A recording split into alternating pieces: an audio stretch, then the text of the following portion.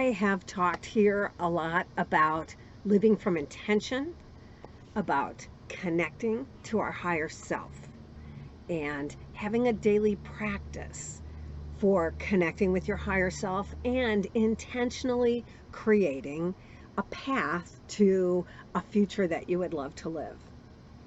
I've talked a little bit about how our own life path can affect our law of attraction. And that's where I want to go today.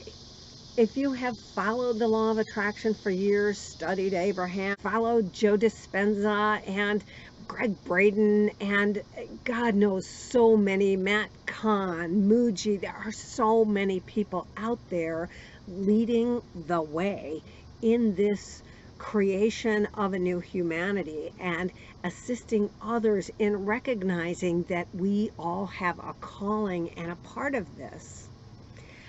I have said for some of us, the law of attraction may not feel that it's working as easy as for others, and for some of us, we have a harder path, a more difficult road to toe, and that's where I'm going today. And I'm going to use my chart as the example. So it was a few years ago that I found out in numerology I was a life path 11. The life path 11 is the path of the wounded healer that comes into their purpose later in life after they have experienced a lot in order to assist other people in getting through a difficult life path. I didn't know that. I printed my astrology chart, I think in 2016. I stared at it for years. It didn't really mean anything for quite some time for me. After I learned about my numerology and kind of woke up to the fact, it was really kind of shocking that my life wasn't a mistake. It wasn't just bad choices, because everybody just assumes your life isn't going the way you want. Well, that's because you make bad choices. You think the wrong thoughts. You haven't practiced your affirmations hard enough. Some of us are meant to have a tougher time in order to heal others, or in order to, work within their family and heal their ancestry. Everybody's reason and path is different for why their soul chose what it wanted to do. I surely have no answers for that. But I gotta tell you, it was eye-opening to look at my chart and have a better understanding. Our lives, have a path. And I said before, whether you take the high road or the low road, this was still your road to take. As Chris Duncan says, we're not broken. Our life is meant to be sometimes a little difficult. Some people have a more blessed, I'm going to say, life path. It was just a path that they chose for different lessons in this life. So, I'm just going to talk a little bit about a few things in my chart. Really today, I think what I want to talk about is Pluto, because what I want to do is encourage you to look at your chart and to get to see your path. And if you're not stepping into your purpose, to get you to start to see that you have a purpose and to be more intentional. Did I just make up a word? To be more intentional on stepping into that purpose. So I'm not sure that my whiteboard is really that fabulous, so I'm not sure that this is going to be much better, but this is my chart. And here's what I want to tell you what I've learned about my chart. So I'm not sure that my whiteboard is really that fabulous, so I'm not sure that this is going to be much better, but this is my chart. And here's what I want to tell you what I've learned about my chart. It's a bowl shape, right? Let's see if I can figure out with, how to make this backwards. It's a bowl shape. And it is all in what's called the lower hemisphere, even though it's the top of the chart. I have no planets down on the internal planets, our house of identity, our house of values and siblings and thought and communication, and our house of home and security, our house of joy and creativity and daily habits. Nothing. All my planets are above. So all my planets are on what's called the lower hemisphere, even though it is above the horizon. And right in my 7th house, there is Uranus, who is moving slowly across my planets. Sudden volatile change. My dad. Here is Pluto, slowly over my life, over my 65 years, triggering every aspect in my chart. Until 2012, Pluto hit my 12th house, 2014, I'm not sure exactly what year, and then conjunct with my Venus in the house of death and the unknown in between lives, and really put me through the dark night of my soul. Crossed my ascendant, has transited and transformed every aspect of my outer world throughout my 65 years. That wasn't meant to be easy. I've had Uranus, who takes, I believe, 84 years to go around. I think it's 84 years for Uranus. So in 60 years, he's been transiting all my planets with volatile, sudden change. And Pluto, the lord of the underworld and transformation.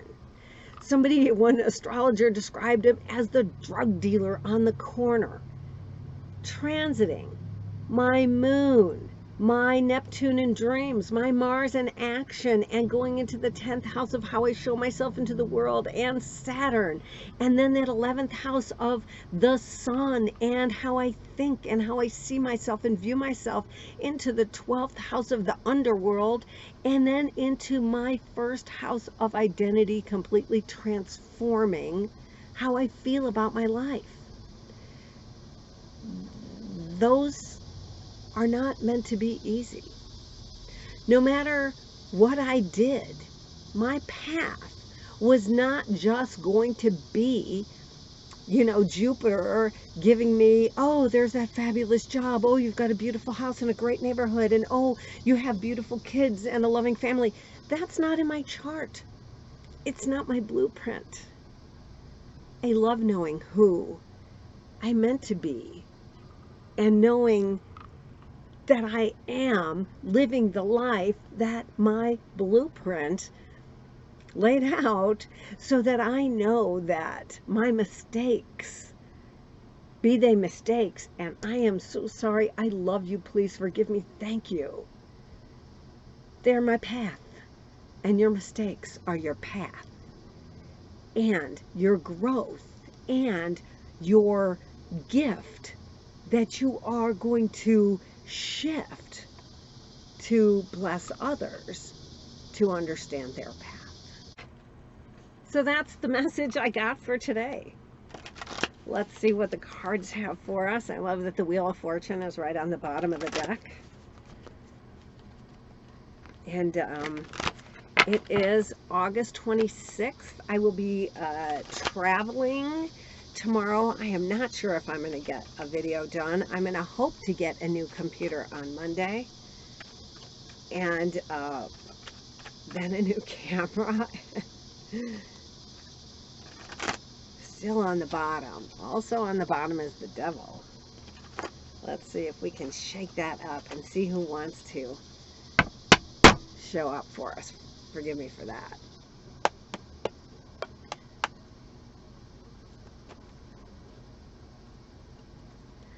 Well, the Knight of Wands on the bottom says, let's get on our path. Let's get moving on our passions. This is the time to break free. That horse is rearing up and raring to go.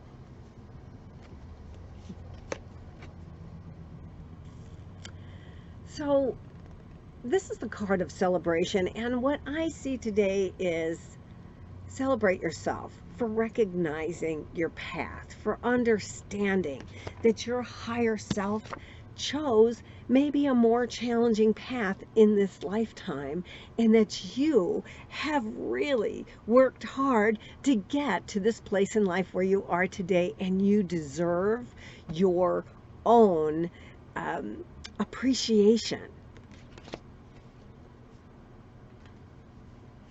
The Queen of Cups. So the Three of Cups and the Queen of Cups. The Queen of Cups a little more introspective though. Look and see what it is that you're holding on to in that cup that has a cover on it, that has the angel wings coming out from either side. Call in the angels to open that cup for you and allow the emotions that you're holding on to from the past, now that you recognize that your path was meant to be and that you have followed your road in this roller coaster, open that cup and allow yourself to flow those emotions that you've held on to open your heart chakra, to clear your energy, to step into the healer that you came to be. Fascinating, the Knight of Wands on the bottom of the deck and the Knight of Swords, both knights charging forward. The Knight of Wands, his horse is rearing a little. The Knight of Swords is charging into the storm. He is moving into the challenges of life. As you see, that tree is blowing in the wind, but he's using his sword, which is coming off the card into the heavens.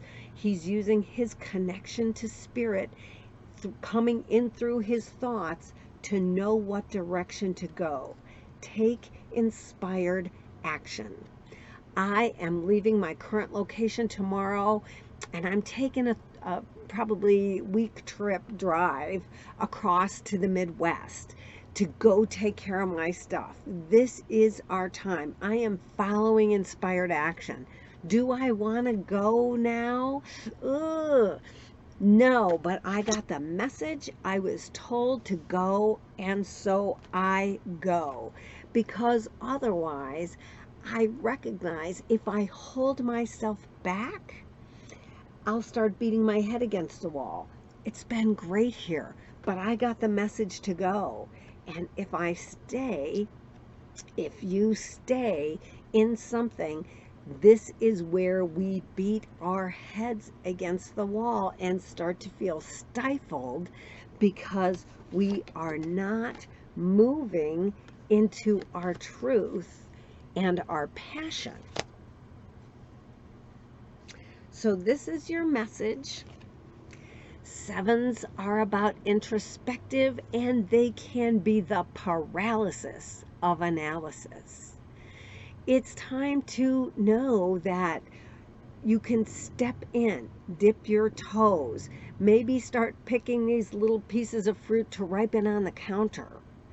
It's time to get out of analysis and step into something that you know you are called for, that will lead you to success after this difficult time of moving through the challenges, which can be our own thoughts of thinking we're not ready, we're not good enough, we don't have something. It can be the objections of others, thinking about who do you think you are, what do you think you're doing. Know that when you get through those challenges, you will be the successful knight, the Six of Wands that came through the other side, leading his, and yeah, leading his team. I'm looking to see if those are people back there at different decks. Leading his people behind him, creating his legacy. We have to get through the storms. I know it's not easy. Whether it's the storms in our own mind, whether it's the storms in our environment, whatever it is for you, it's time to clear the path to step into your purpose. And your purpose will be in your passions. It will feel good. It will be what you love and want to do.